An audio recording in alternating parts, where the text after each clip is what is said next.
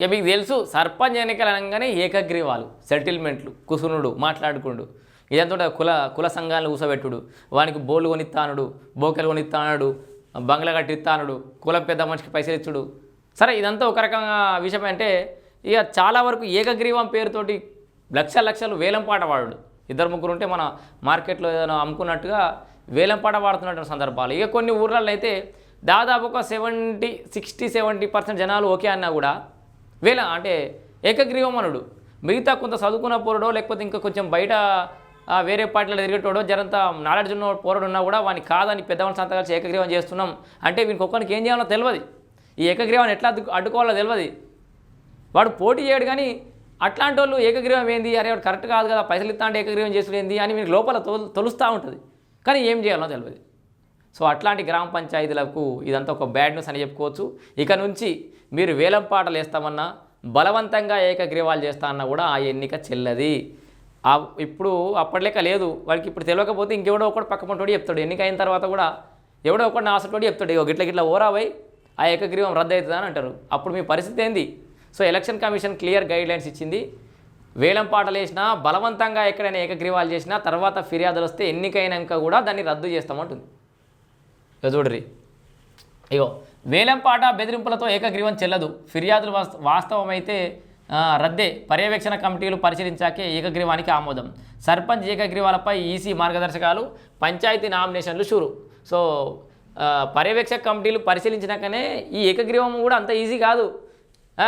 మా రాజాను సర్పంచ్ చేసినామనగానే ఆయనతో సర్పంచ్ అన్నది ఎలక్షన్ కమిషన్ దాని మీద ఒక పర్యవేక్షణ కమిటీ ఉంటుంది నిజంగానే ఏకగ్రీవం చేసిరా లేదా అందరి అభిప్రాయం కరెక్ట్ ఉందా లేదా అని చూసి తర్వాత ఏకగ్రీవానికి ఆమోదం తెలుపుతారు ఇక సర్పంచ్ ఏకగ్రీవాలపై ఈసీ అనేది మార్గదర్శకాలు ఇచ్చింది ఏమిచ్చింది ఏం కథ ఒకసారి మీకు అన్ని చదివి చెప్తా ఏకగ్రీవం అవుతున్నటువంటి గ్రామ పంచాయతీల అభ్యర్థులు కానీ ఆ గ్రామ పంచాయతీ ఓటర్లు కానీ పెద్ద మనుషులు కానీ ఇది మంచిగా చూడాలి ఎందుకంటే మరి ఏమైతే తెలియదు కదా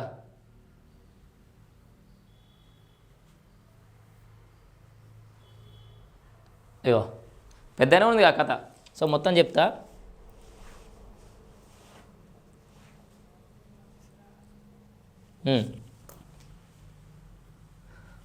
అభ్యర్థుల నుంచి డిక్లరేషన్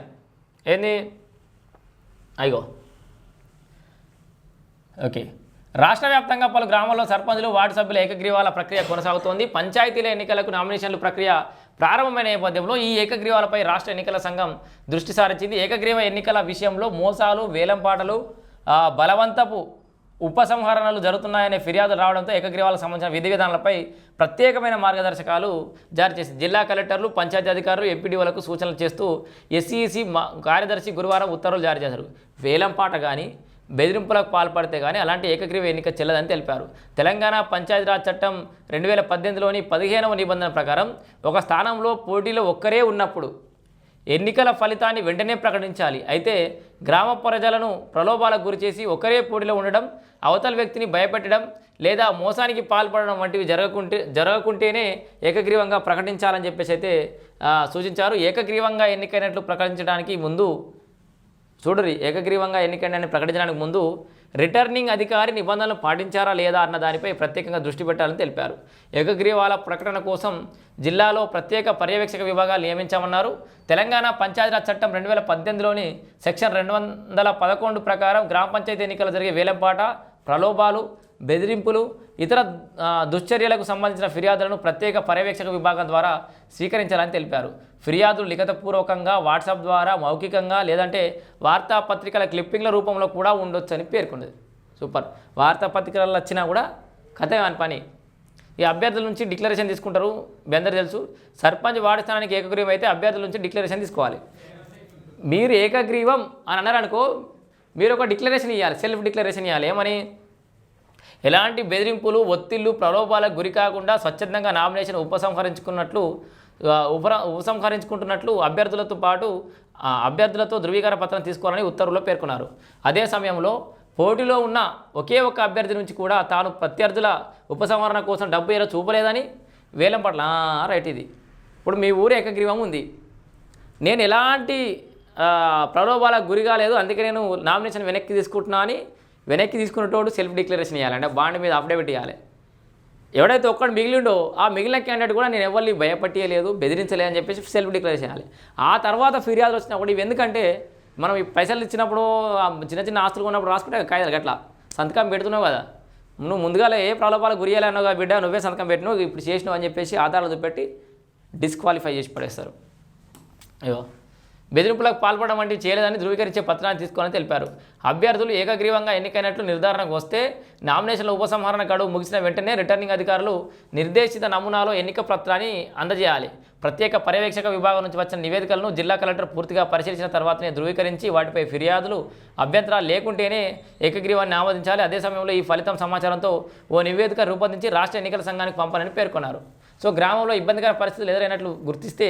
ఏకగ్రీవ ఎన్నిక ఫలితాన్ని రద్దు చేయాలని మార్గదర్శకాలు పేర్కొన్నారు. ఒకవేళ ఆ తర్వాత కూడా ఏమన్నా అబ్జెక్షన్స్ వచ్చినాయి, అభ్యంతరకర కంప్లైంట్ వచ్చినాయి అంటే ఎన్నికలు రద్దు చేయాలని లైన్లో ఖచ్చితంగా పెట్టారు. బ్యాంక్ ఖాతాలు లేక వెనక్కి చాలామంది ఇందాక ఏంది కుల ధృవీకరణ పత్రం గురించి చెప్పినా కదా మీకు, బ్యాంక్ ఖాతాల గురించి చెప్తా. సర్పంచ్ ఎన్నికలలో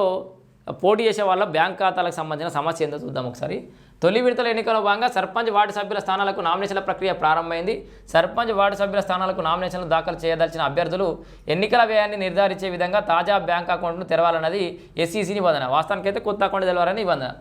అయితే నూతన బ్యాంక్ ఖాతా ఉండాలని అధికారులు సూచించడంతో చాలామంది నామినేషన్లు దాఖలు చేయకుండానే వెనక్కి వెళ్లారు. ఇప్పటికే బ్యాంకులో ఖాతా ఉన్నవారు కొత్తగా ఖాతా తెరిచేందుకు మరో బ్యాంకును సంప్రదిస్తున్నట్లు సమాచారం. సో ఇక కొత్త బ్యాంకులో సమాచారం తీసుకోవడానికే ప్రయత్నం చేస్తారు. సో పాత అకౌంట్ అయినా సరే లెక్కలు బరాబర్ మెయింటైన్ చేస్తే చాలు అంటే బాగుండేది. కానీ ఇక కొత్త అకౌంట్ అడుగుతుంది కాబట్టి ఇక మొదటి విడతలు జర ఆమామెత్తురు, కానీ సెకండ్ విడత థర్డ్ విడతలు ఏమైనా ఉంటే కుల ధృవీకరణ పత్రం రాదు కానీ సెల్ఫ్ డిక్లరేషన్ రెడీ చేసుకోవాలి. మిగతా ఎడ్యుకేషన్ క్వాలిఫికేషన్స్ కానీ మీ ప్రాపర్టీస్ కానీ అన్ని డీటెయిల్స్ రెడీ చేసి పెట్టుకోరి, బ్యాంక్ ఖాతా తీసి పెట్టుకోరి, కొత్తది అన్నీ తయారు చేసి పెట్టుకోరు. ఇక ఇది మొత్తానికి మీరు ఆగం చెప్తే బెదిరిస్తా అంటే వేలంపాడి అయితే మాత్రం ఏకగ్రీవాలు చెల్లదు అనేది ముచ్చట.